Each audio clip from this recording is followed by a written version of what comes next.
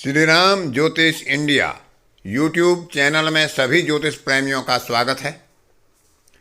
गोचर के प्रभाव में जो ग्रहों का गोचर ग्रहों के ऊपर से बताया जा रहा है, उसी कड़ी में आज प्रस्तुत है आपके सामने शुक्र के गोचर का प्रभाव जब जन्म काल के सूर्य और चंद्रमा से होता है तो शुभता और अशुभता के आधार पर उसका क्या प्रभाव जातक को अनुभव करना पड़ता है या क्या प्रभाव गोचर का मिलता है। विशेषकर दशा और अंतर्दशा जब सूर्य की चल रही हो या चंद्रमा की चल रही हो और वहाँ से शुक्र का गोचर सूर्य या चंद्रमा से होता है, जन्म काल के सूर्य चंद्रमा से, तब ये फल ज़्यादा प्रभावी होते हैं। क्योंकि शुक्र का प्रभाव ज़्यादातर 3 दिन तक ही गोचर में रहता है किसी ग्रह के आसपास। जब उसकी दृष्टि पहुंचती है या उस ग्रह से वह गोचर करता है या उससे त्रिकोण संबंध बनाता है, षडाष्टक संबंध बनाता है, तो जो डिग्री या जो अंश उस ग्रह के होते हैं, सूर्य और चंद्रमा की जो जन्मकाल के अंश होते हैं, उनसे 2 अंश पहले और 2 अंश बाद तक शुक्र का प्रभाव कहीं अधिक पाया जाता है। वैसे जो शुक्र के दीप्तांश होते हैं वहाँ तक प्रभाव हो सकता है, लेकिन जो 2 अंश आगे तक और 2 अंश पीछे तक प्रभाव अधिक रहता है। तो इस कालखंड में शुभता और अशुभता देखने के लिए शुक्र की स्थिति जन्म काल में क्या है, जन्म काल में वह किन भावों का स्वामी है, उसे केंद्राधिपति दोष तो नहीं है, वह पापकर्त्री दोष में तो नहीं है, वह अस्त्र नहीं हो, नीच नहीं हो, अशुभ स्थिति में नहीं बैठा हो, तो उसके प्रभाव जन्मकाल के सूर्य और चंद्रमा से शुभता में ही प्राप्त होंगे। लेकिन यदि वह अच्छी स्थिति में बैठा है तो अच्छे प्रभाव होंगे, लेकिन नीच राशि में हो, अस्त हो, पापकर्त्री हो, तो उसके प्रभाव खराब होते हैं। सामान्य रूप से त्रिक भाव में शुभ ग्रह को अच्छा नहीं माना गया है, लेकिन 6वें भाव में गुरु का प्रभाव जन्म काल में अच्छा पाया जाता है, तो 8वें भाव में बुध और द्वादश भाव में शुक्र। क्योंकि शुक्र एक ऐसा ग्रह है जो अपनी मूल त्रिकोण राशि से 12वें भाव में नीचता को प्राप्त होता है, और जहाँ उसकी नीच राशि होती है उससे अगली राशि उसकी अपनी मूल त्रिकोण होती है, तो वह जहाँ भी बैठता है उससे अगले घर को एक बल प्रदान करता है, उसको शुभता प्रदान करता है, उस पर अपना पूरा प्रभाव देता है जैसी भी उसकी जन्म काल में स्थिति होती है। इसलिए द्वादश भाव में शुक्र के रहने को अच्छा माना गया है, बशर्ते कि वो नीच राशि में ना हो और शनि की राशि में ना हो, तो जातक के स्वास्थ्य को, धन संपत्ति को लाभ प्रदान करता है। तो इसी प्रकार के विचार हमें गोचर में भी देखने चाहिए कि उसकी स्थिति जन्म काल में कैसी है, उसका गोचर शुभ होगा, अशुभ होगा, त्रिकोण संबंध में बैठा है सूर्य चंद्रमा से, या षडाष्टक संबंध में बैठा है, केंद्रीय संबंध में बैठा है, तो उनका विचार भी करना चाहिए। और शुभ और अशुभ फल किस प्रकार से देखेंगे, अब उन पर विचार करते हैं। शुक्र का सूर्य से शुभ गोचर प्रभाव हम इस प्रकार देख सकते हैं कि सूर्य की स्थिति जन्म काल में अच्छी हो और शुक्र की स्थिति भी जन्म काल में अच्छी हो, एक साथ बैठे हों या परस्पर त्रि एकादश का योग हो। क्योंकि शुक्र अधिक से अधिक सूर्य से 2 भाव आगे जा सकता है, 2 भाव पीछे जा सकता है। शुक्र यदि सूर्य से आगे होता है तब उसके प्रभाव कुछ कमजोर दिखाई देते हैं, लेकिन शुक्र यदि सूर्य से 12वें होता है, सूर्य के साथ होता है, तो वह सूर्य को अपना बल प्रदान करता है, अपनी शुभता प्रदान करता है। सूर्य एक क्रूर ग्रह है, लेकिन उसे पाप ग्रह नहीं माना जाता, क्योंकि वह एक आत्मा का कारक है, सभी ग्रहों का राजा है।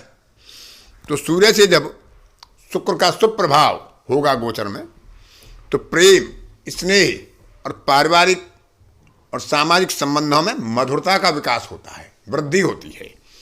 जातक को अपने कर्मों के क्षेत्र पर, अपने व्यवहार के क्षेत्र पर, उनके आधार पर लोकप्रियता प्राप्त होती है, मान सम्मान में वृद्धि होती है, कलात्मक प्रेरणा वह दूसरों को भी देता है और उसे स्वयं कला के क्षेत्र में अच्छी प्रेरणा का लाभ होता है। छोटी छोटी यात्रा के अवसर मिलते हैं जो जातक के लिए लाभकारी साबित होते हैं। उपहार का, मान सम्मान का लाभ मिलता है, पुरस्कार का लाभ मिलता है, सामाजिकता में वृद्धि होती है और जातक उच्च स्तरीय जीवन जीने की आकांक्षा रखता है, आगे बढ़ने की, कुछ बेहतर करने की, कुछ अच्छा जीवन जीने की, नाम प्रतिष्ठा कमाने की स्वाभाविक महत्वाकांक्षा जातक के अंदर जागृत होती है।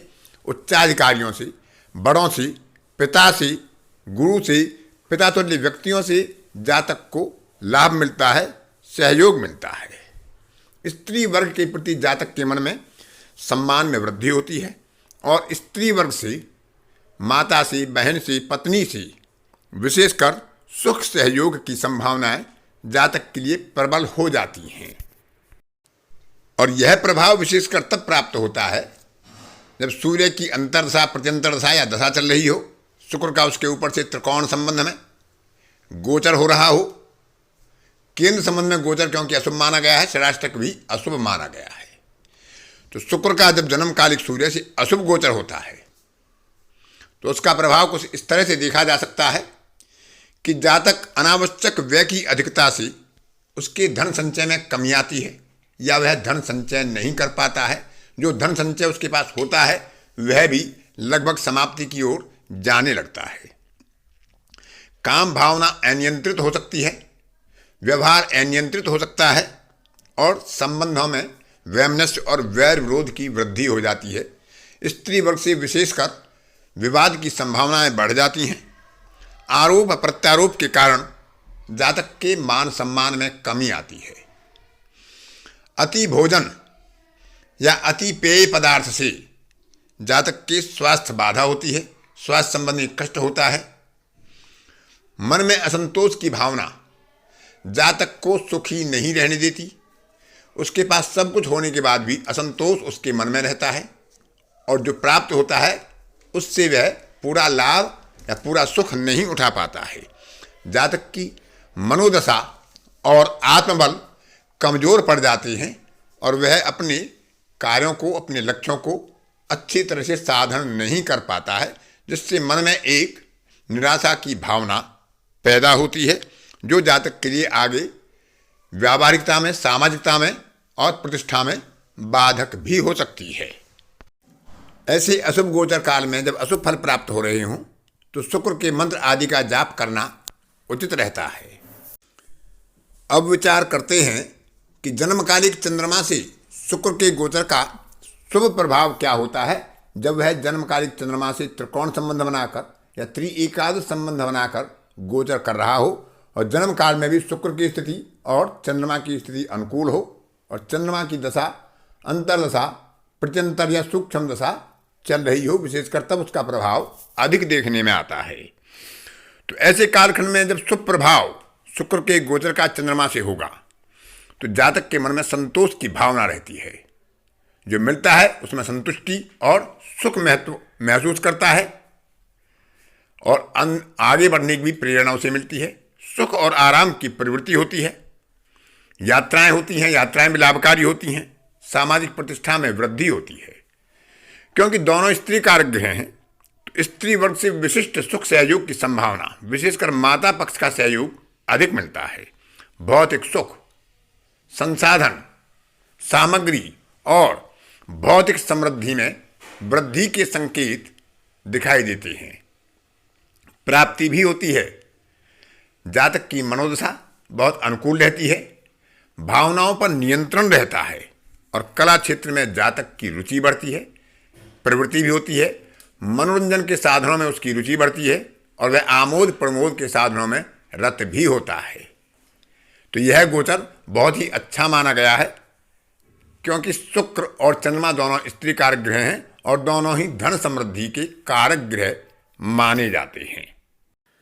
लेकिन चंद्रमा से शुक्र का गोचर यदि अशुभ स्थिति में हो रहा हो तो जातक को स्त्री वर्ग से वैर विरोध, विवाद और वैमनस्य की भावना पैदा होती है। असहयोग और असहमति की भावना जन्म लेती है। जातक किसी के साथ सहयोग नहीं कर पाता है, ना किसी का सहयोग ले पाता है, किसी के साथ सहमति नहीं बना पाता है। प्रेम संबंधों में, पारिवारिक संबंधों में भी कटुता का अभाव अनुभव महसूस करता है और अनावश्यक वार्ता से जातक कलह को प्राप्त करता है, अनावश्यक व्यय करता है जिसकी आवश्यकता नहीं होती और धन संग्रह कम होता है अति भोजन या अति पेय पदार्थ की प्राप्ति के कारण जातक को स्वास्थ्य संबंधी कष्ट भी होता है।